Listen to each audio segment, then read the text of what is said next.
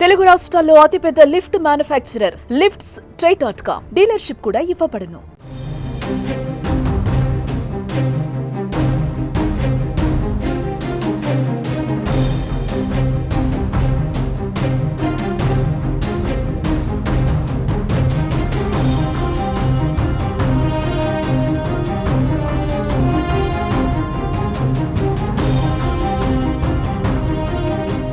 గత కొద్ది రోజుల క్రితం హెచ్ఎంపీవీ వైరస్ ఎంత సంచలనం సృష్టించిందో మనందరికీ తెలిసిందే. దేశవ్యాప్తంగా కూడా కొద్ది రోజుల పాటు తీవ్ర భయాందోళనకు గురిచేసింది.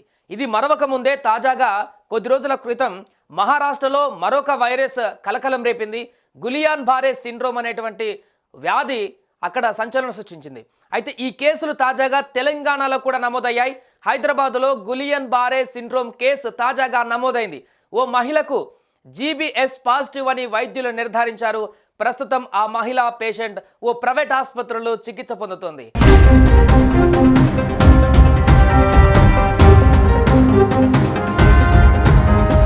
అయితే ఈ వైరస్కు సంబంధించి ఇంకా డాక్టర్లు అధికారికంగా ఎందుకు వస్తుంది, ఎలా వస్తుందో గుర్తించినప్పటికీ ఇది తీవ్ర భయాందోళనకు గురిచేస్తుంది.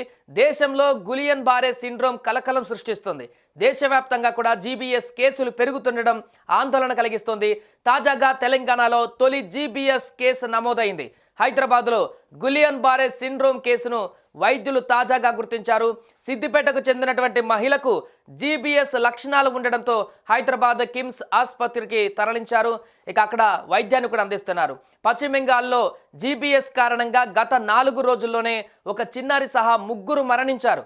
మరోవైపు మహారాష్ట్రలోని పూణేలోనూ దాదాపు 130 జీబీఎస్ కేసులు నమోదై అనుమానాస్పద కేసులుగా అక్కడ గుర్తించడం జరిగింది.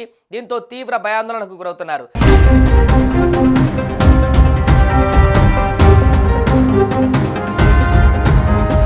దేశంలో గులియన్ బారే సిండ్రోమ్ కేసులు నమోదవుతుండడంతో ఆందోళన వ్యక్తమవుతోంది. తెలంగాణలో తొలి జీబీఎస్ కేసు నమోదు కావడంతో అధికారులు మరింత అప్రమత్తమవుతున్నారు.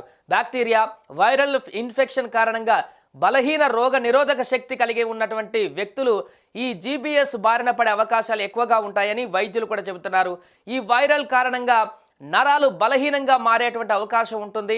అదేవిధంగా నీరసంగా మనిషి ఉండేటువంటి అవకాశం ఉంటుంది. ఈ వైరస్ సోకినటువంటి వ్యక్తికి ఒళ్ళంతా కూడా తిమ్మిరిగా ఉంటుందని, కండరాలు సైతం బలహీనంగా మారడంతో పాటు డయేరియా, పొత్తికడుపు నొప్పి, జ్వరం, వాంతులు వంటి లక్షణాలు కనిపిస్తాయని వైద్యులు చెబుతున్నారు. కలుషిత ఆహారం తీసుకోవడం, నీటి ద్వారా ఈ బ్యాక్టీరియా సోకుతుందని వైద్యులు చెబుతున్నారు. అయితే ఈ వైరస్ వల్ల ప్రజలు ఎలాంటి భయాందోళనకు గురి కావద్దని, ఈ జీబీఎస్ అనేది అంటువ్యాధి కాదని, ఆసుపత్రుల్లో చికిత్స పొందితే నయం చేసుకోవచ్చని చెబుతున్నారు. గులియన్ బారే సిండ్రోమ్ అనేది శరీరంలోని రోగ నిరోధక వ్యవస్థ నరాలపైన ఒత్తిడి పడే అవకాశం ఉంటుంది. కండరాల బలహీనత వల్లే లేదా పక్షవాతం వంటి లక్షణాలు కూడా ఉంటాయి. ఇది బలహీనత, పక్షవాతం లేదా నొప్పిని కూడా కలిగిస్తుంది.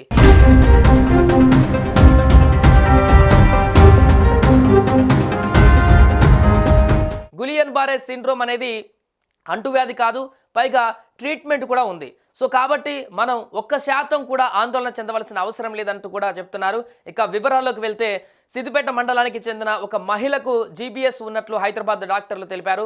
ఇప్పుడు ఆమె ఒక ఆసుపత్రిలో చికిత్స పొందుతుంది. మరొక వైపు అటు మహారాష్ట్రలో కూడా ఈ గులియన్ బారే కేసులు పెరుగుతున్నాయి. 100కి పైగా ఈ కేసులు నమోదయ్యాయి ఇప్పటికే. సో అక్కడ 2 చనిపోయినట్టుగా కూడా సమాచారం. ట్రీట్మెంట్ ఉంటే ఎందుకు చనిపోతున్నారనేటువంటి ఒక డౌట్ కూడా ఇప్పుడు కొంతమందికి వస్తుంది. ట్రీట్మెంట్ ఉంది కానీ ఆలస్యంగా ఆసుపత్రిలో చేరడమే ఈ సమస్యకు కారణమవుతున్నట్టు కూడా, వ్యాధి సోకి తొలి దశలోనే ఆసుపత్రికి చేరితే దీని నుంచి బయటపడేటువంటి అవకాశం ఉంది. ఏదైతే పీక్లోకి వెళ్ళిన తర్వాత 4 వారాల తర్వాత 4 వారాల్లోపు కోలుకునేటువంటి ఛాన్స్ ఉంటుంది. అంత తర్వాత ముదిరినటువంటి తర్వాత ఈ వ్యాధి అప్పుడు ఆసుపత్రికి వెళ్తే ప్రాణాపాయం ఉండేటువంటి అవకాశం ఉన్నట్టు కూడా చెప్తున్నారు. దాదాపు కోలుకోవడానికి 6 నెలలు సమయం పట్టవచ్చు అంటూ కూడా చెప్తున్నారు. ఒక్కసారి ప్రాణం కూడా పోతుందంటూ కూడా ఈ వ్యాధికి సంబంధించి వివరిస్తున్నారు.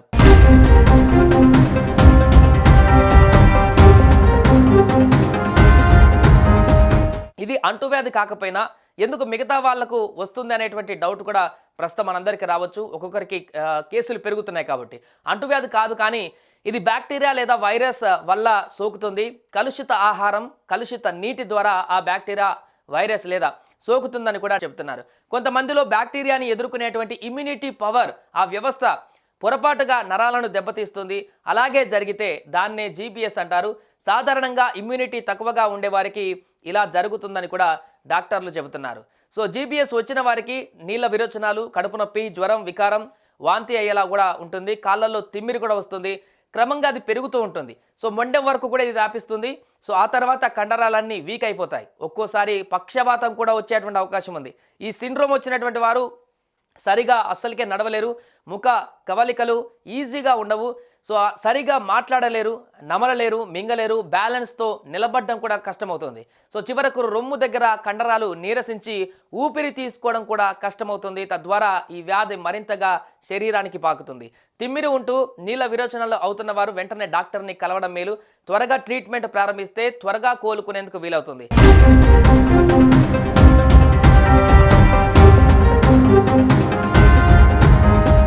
అసలు జీబీఎస్ బారిన పడకుండా ఉండాలంటే మంచినీరు తాగాలి. నీటిని వేడి చేసి గోరువెచ్చగా తాగడం మేలంటూ కూడా చెప్తున్నారు. కూరగాయలు, పండ్లను బాగా కడగాలి.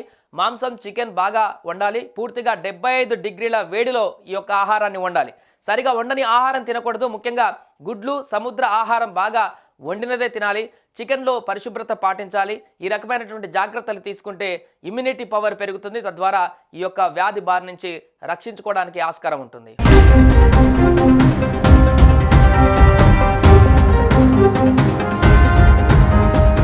సుమన్ టీవీలో మీ పర్సనల్ అండ్ బిజినెస్ ప్రమోషన్స్ కోసం కింది నెంబర్కి కాంటాక్ట్ చేయండి.